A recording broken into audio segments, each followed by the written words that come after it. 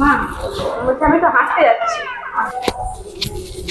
Hello guys and welcome back to my channel Rakai blog. আশা করি তোমরা সবাই খুব ভালো আছো, সুস্থ আছো। আমরাও সবাই খুব ভালো আছি। অনেকদিন পর নিয়ে চলে এসেছি একটা নতুন ব্লগ, জাস্ট সিম্পলি একটা হোমলি ব্লগ হতে যাচ্ছে।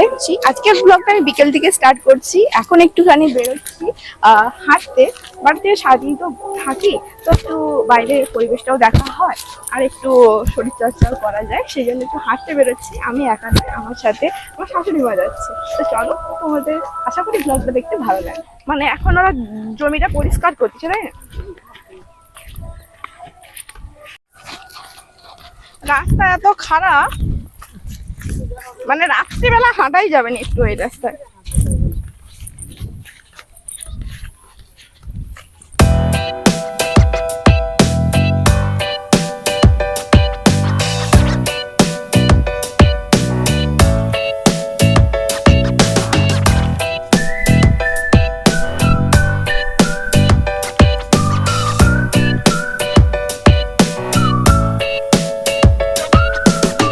এখন আমরা অনেক দূর হেঁটে হেঁটে চলে এসেছি। তো আর মা একটু দাঁড়িয়েছে, মায়ের কিছু পরিচিত মানুষদের সাথে দেখা টাকা হয়েছে, কথা বলছে। আমি বললাম যে আমি একটু হেঁটে আসি। তো অনেক দূর মোটামুটি হেঁটে নিয়েছি। এই রাস্তাটা বেসিক্যালি বিকেল টাইমটা অনেক মানুষ হাঁটতে আসে, আর আমিও আজকে এসেছি। এর আগেও আমি এক দুদিন এসেছিলাম, বাট আজকে আমি পরে শেয়ার করলাম সেটা।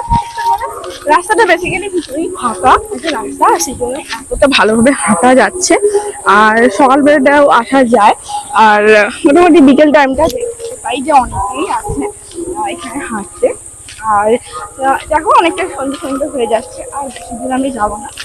আর চলো, মা ওই দিকটাতে আস্তে আস্তে করে এগিয়ে গেছে, আর রাস্তাটা ভীষণই বাজে, মায়েরও যেতে অসুবিধা হচ্ছে। আর আমি সেই জন্য আস্তে আস্তে করেই এখন যাচ্ছি। তোমাদের সাথে একদম বাড়ি থেকেই দেখা হচ্ছে।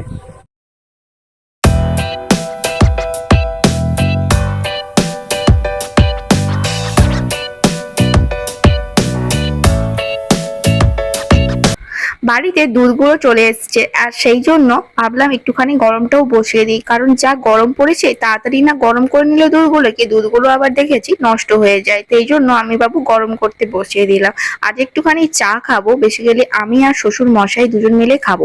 আর আজকে এই নতুন কাপগুলো বের করছি, সরি কাপ নয়, গ্লাসগুলো বের করেছি। আমার তো গ্লাসগুলো দেখতে খুব ভালো লাগছে। আমরা বেসিক্যালি ওরা কাপে কিন্তু চা খাই, কিন্তু আজ আমি একটু ভাবলাম যে একটু নতুনত্ব বা অন্যরকম ফিল হওয়ার জন্য এই কাপগুলো বের করেছি। তারপর চলো আর বাবাকে দিয়ে আসি, তারপরে এসে আমি আমার চাটা খাবো। আমি আমার চাটা খাবো, আর সাথে ও টিউশন পড়াচ্ছিল, ও এখন ও উঠে গেছে।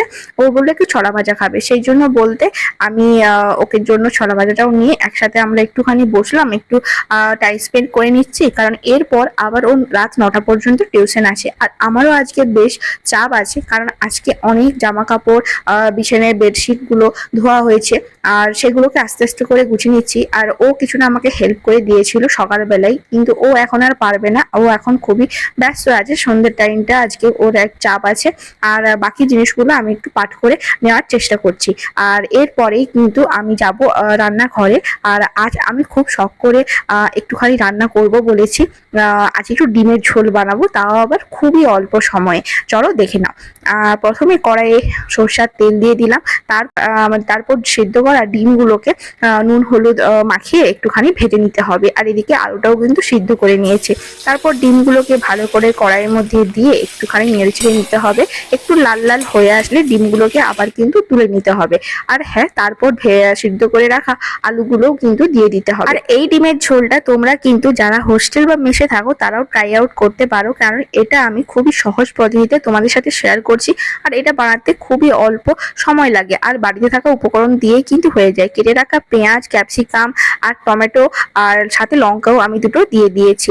সাথে এগুলোকে একটু নাড়াচাড়া করে নিতে হবে। এগুলো যখন একটু লাল লাল হয়ে আসবে, ঠিক তখনই কিন্তু বাড়িতে থাকা কিন্তু আদা, রসুন, লঙ্কা, পেঁয়াজ এগুলোর পেস্ট আমি দিয়ে দিচ্ছি।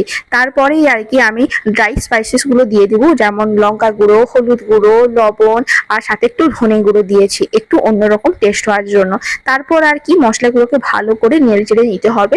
বেশ যখন এই মশলাগুলো থেকে তেল ছেড়ে আসবে তখনই কিন্তু সেই ভেজে রাখা আলুগুলোকে কিন্তু দিয়ে ভালো করে নাড়াচাড়া করে নিতে হবে। আর হ্যাঁ, মশলাটা কিন্তু কাঁচা যেন না থাকে সেজন্য তোমরা চাইলে আর একটু বেশি সময় ধরেও কিন্তু কষিয়ে নিতে পারো। এখন দেখো প্রয়োজনে মনে হচ্ছে না আলুর দম কষছি, তারপরে আমি একটুখানি ঝোল ঝোল রেখেছি সেই জন্য একটু বেশি পরিমাণে জল দিলাম, যেহেতু আজকে আমি ডিমের ঝোল বানাচ্ছি। যে আর তারপরে সেই ভেজে রাখা ডিমগুলো দিয়ে দিলাম। এটা একদম লাস্ট মোমেন্টে দিতে হবে, যখন পুরো আলুগুলো সিদ্ধ হয়ে যাবে, পুরো তরকারিটা হয়ে যাবে ঠিক তখনই। তারপর জাস্ট একটা ফুট দিয়েই কিন্তু নামিয়ে নিতে হবে। 3 hours later. অনেকক্ষণ পর কিন্তু তোমাদের সামনে চলে এসেছি। আর হ্যাঁ, আজকে কিন্তু ডিমের ঝোল আর রাত্রিবেলা ভাত হয়েছিল, সেটা তো তোমাদের সাথে আমি শেয়ার করেছি। রেসিপিটা ফুল ভাবে বেশ তোমাদের সাথে শেয়ার করেছি, তোমরা দেখতে পারো। অনেক অনেক ভালোবাসা দিও কিন্তু, আর চাইলে তোমরা অবশ্যই ট্রাই করতে পারো। বেসিক্যালি যারা অল্প সময়ে রান্না করতে চাইছো তাহলে কিন্তু তাদের জন্য এই রেসিপিটা খুব খুব ভালো। খাওয়া দাওয়া কমপ্লিট হয়ে গেছে আর তারপরে আমরা ফ্রেশও হয়ে গেছি শুতে যাওয়ার জন্য। আর বাট এখনই আমরা ঘুমাবো না, কারণ আমাদের বাকি যে কাজগুলো আছে সেগুলো আমরা রাত্রিবেলাই সারার চেষ্টা করি।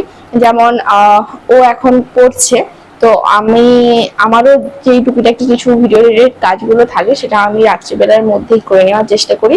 তারপর আমাদের ঘুমোতে অনেকটা লেট হয়ে যায়। তো আজকে একটুখানি রাত্রিবেলা মানে এখনই আর কি একটু স্কিন কেয়ার করবো বলে ভেবেছি। আর তেমন কিখানি বেসন গুলিয়ে রেখেছিলাম, তো সেটাই আর কি একটুখানি মুখে অ্যাপ্লাই করব। আর বেসনের সাথে আরো দু একটা জিনিস দিয়েছি। আর সেরকম ভাবে কিছুই না, জাস্ট একটা হোম রেমেডি। আর আমি এখানে সেরকম ভাবে কিছু করা হচ্ছিল না, সেই জন্য ভাবলাম যে আজকে যখন শরীর মন সবকিছু চাইছে, তো তাহলে মোটামুটি আজকে একটুখানি করে নেওয়া যাক স্কিন কেয়ারটা রাত্রেবেলা ঘুমানোর আগে। তো এইভাবেই আর কি আমার আজকে বিকেল থেকে সন্ধ্যে পর্যন্ত কি করেছি না করেছি সমস্ত কিছুটাই তোমাদের সাথে আমি শেয়ার করলাম। আর আশা করি তোমাদের ভালো লেগেছে। আর যদি ভালো লাগে কিছু তাহলে অবশ্যই লাইক শেয়ার সাবস্ক্রাইব করতে ভুলো না। নেক্সট অবশ্যই ব্লগ আসবে খুব তাড়াতাড়ি। আর অনেকদিন পরে এই ব্লগটা এলো, আর তোমরা কিন্তু অবশ্যই অনেক অনেক করে ভালোবাসা দিও। তো আজকের মতো টাটা। বাট আমার দুটো হাতে এরকম হয়েছে। সো আজকের মতো টাটা, গুড নাইট। আর দেখা হচ্ছে খুব তাড়াতাড়ি নেক্সট ব্লগে।